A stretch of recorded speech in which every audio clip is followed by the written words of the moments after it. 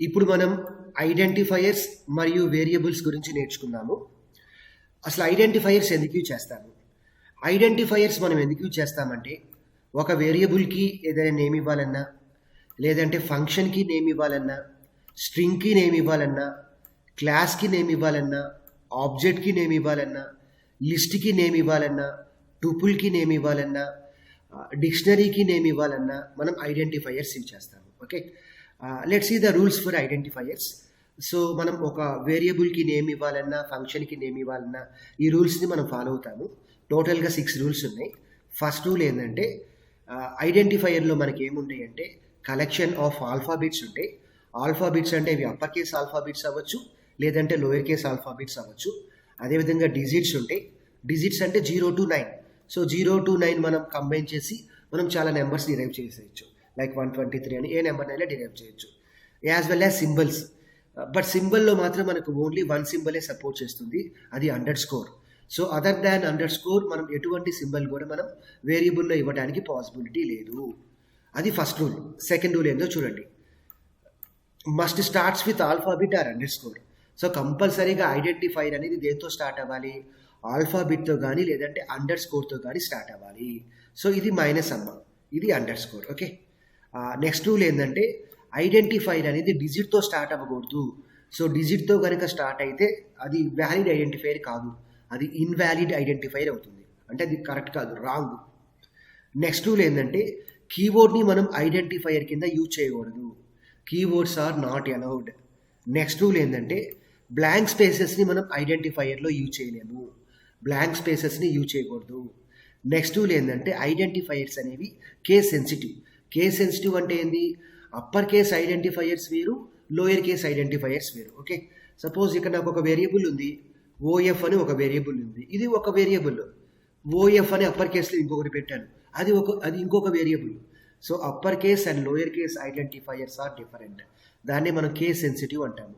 Case sensitive అంటే upper case lower case అనేది different. Okay, ఇప్పుడు సమ్ ఎగ్జాంపుల్ చూద్దాము. ఆఫ్ అనేది వ్యాలిడా ఇన్వాలిడా? ఆఫ్ అనేది సపోజ్ ఇక్కడ దేంతో స్టార్ట్ అయింది? ఆల్ఫాబెట్తోనే స్టార్ట్ అయింది. తర్వాత ఆల్ఫాబెట్తోనే స్టార్ట్ అయింది, డిజిట్తో స్టార్ట్ అవ్వలేదు. ఆఫ్ అనేది కీవర్డ్ కాదు, ఇందులో బ్లాంక్ స్పేసెస్ లేవు.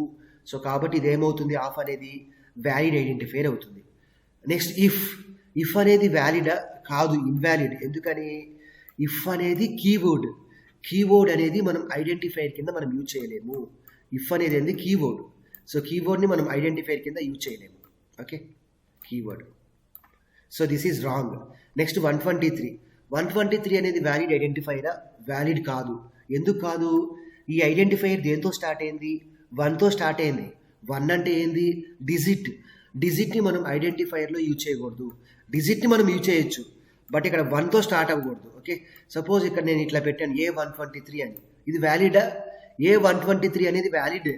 వై? బికాస్ దేంతో స్టార్ట్ అయింది? ఆల్ఫాబెట్తో స్టార్ట్ అయింది, ఇది వ్యాలిడే. బట్ A123 తర్వాత నేను మైనస్ పెట్టాను, మైనస్ పెడితే ఇది వ్యాలిడ్ అయిద్దా? ఇన్వాలిడ్ అయింది. వై? బికాస్ మనం ఐడెంటిఫైయర్లో ఓన్లీ అండర్స్కోర్ మాత్రమే యూజ్ చేయగలము. మీరు అండర్స్కోర్ కాకుండా ఏది పెట్టినా సరే అది ఇన్వాలిడ్ అయింది. సపోజ్ ఆఫ్ తర్వాత ప్లస్ పెట్టారు అనుకోండి, అది వ్యాలిడా ఇన్వాలిడా? ఇన్వాలిడ్.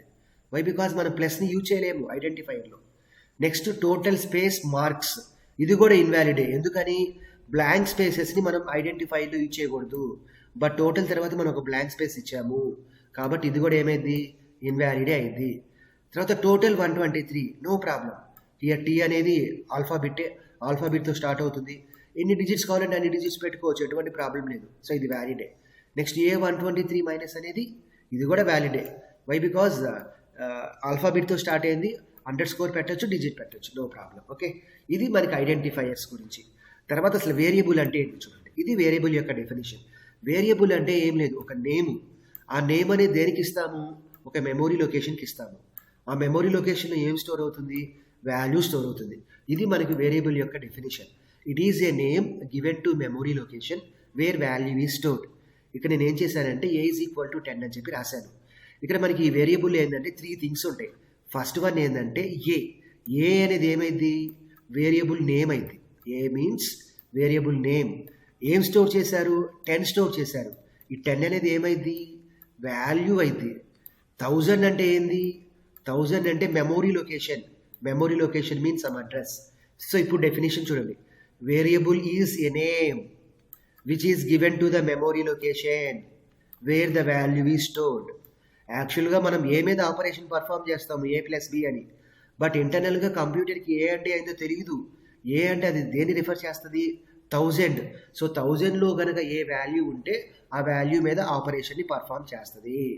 సో ఒక వేరియబుల్ని కనుక మనం ఈ విధంగా ఇనిషియలైజ్ చేస్తే మనకు అందులో 3 థింగ్స్ ఉంటాయి. ఫస్ట్ వన్ ఏంది, వేరియబుల్కి ఒక నేమ్ ఉంటుంది, తర్వాత ఒక వాల్యూ స్టోర్ అయింది, అదేవిధంగా ఒక మెమొరీ లొకేషన్లో స్టోర్ అయింది. ఇక్కడ వేరియబుల్ నేమ్ ఏంది ఏ, వేరియబుల్ యొక్క వాల్యూ ఏంది 10, దాని యొక్క మెమొరీ లొకేషన్ ఏంది 1000. ఓకే, దాని యొక్క మెమొరీ లొకేషన్ ఏంది 1000. ఓకే, నెక్స్ట్ ఒకసారి చూడండి. ఇది ఇట్ ఈజ్ యూస్ఫుల్. వేరియబుల్ ఎందుకు యూజ్ చేస్తాము, వేరియబుల్ యూజ్ చేసి మనం ఒక వాల్యూని స్టోర్ చేస్తాము. బట్ ఆ వేరియబుల్లో ఉన్న వాల్యూ అనేది చేంజ్ అవుతూ ఉండొచ్చు ప్రోగ్రాంలో. Okay, it is useful in order to store a value but the value of the variable may changes during execution of a program. First A is equal to 10 పెట్టాను, అప్పుడు ఏలో 10 ఉంటుంది. తర్వాత ఏ ఈజ్ ఈక్వల్ టు 1.2 పెట్టాను, ఇప్పుడు ఏలో ఏముంటుంది 10 అనేది ఎరేజ్ అయిపోయింది, 1.2 స్టోర్ అవుతుంది. తర్వాత ఏ ఈజ్ ఈక్వల్ టు రాము అని చెప్పి స్టోర్ చేశాను, ఇప్పుడు ఏలో ఏమవుతుంది రాము స్టోర్ అవుతుంది.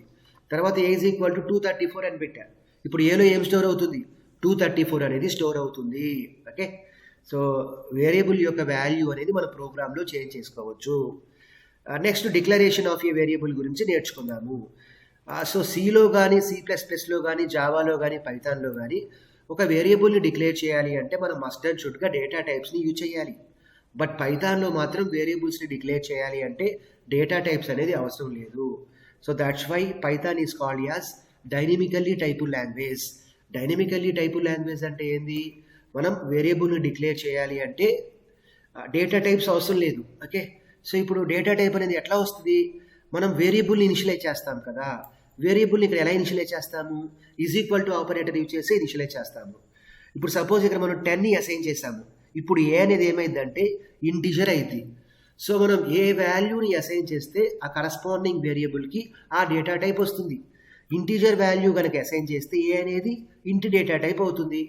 1.2 అంటే ఏంది float. So float value assign చేసాం కాబట్టి ఇప్పుడు ఏ అనేది ఏమైంది ఫ్లోట్ డేటా టైప్ అయింది. ఇది స్ట్రింగ్, సింగిల్ కొటేషన్లో పెడితే దాన్ని మనం స్ట్రింగ్ అంటాము. ఇప్పుడు ఏ అనేది ఏమైంది స్ట్రింగ్ అయింది. So here the point is very very simple. Python అనేది డైనమికల్లీ టైప్ లాంగ్వేజ్. అంటే పైథాన్లో మనం డేటా టైప్స్ అనేవి అసలు లేవు, డేటా టైప్స్ లేవు. అప్పుడు వేరియబుల్కి వాల్యూని ఎలా ఇనిషియలైజ్ చేస్తామంటే is equal to operator use చేసే ఇనిషియలైజ్ చేస్తాము. ఇనిషియలైజేషన్ అంటే ఏంది, ఇట్లా ఒక రైట్ హ్యాండ్ సైడ్ ఒక వాల్యూ పెడితే అది ఏమవుతుందంటే లెఫ్ట్ హ్యాండ్ సైడ్ ఉన్న ఒక వేరియబుల్లో స్టోర్ అవుతుంది. ఈ వేరియబుల్కి మనం ఎట్లా డిక్లేర్ చేస్తాము ఆల్రెడీ చూసాము. వేరియబుల్కి ఎలా డిక్లేర్ చేస్తాము, ఈ 6 రూల్స్ యూజ్ చేసి మనం వేరియబుల్ని డిక్లేర్ చేస్తాము. ఇక్కడ ఏ అంటే ఏంది వేరియబుల్ నేమ్, ఈ రూల్స్ యూజ్ చేసి డిక్లేర్ చేస్తాము.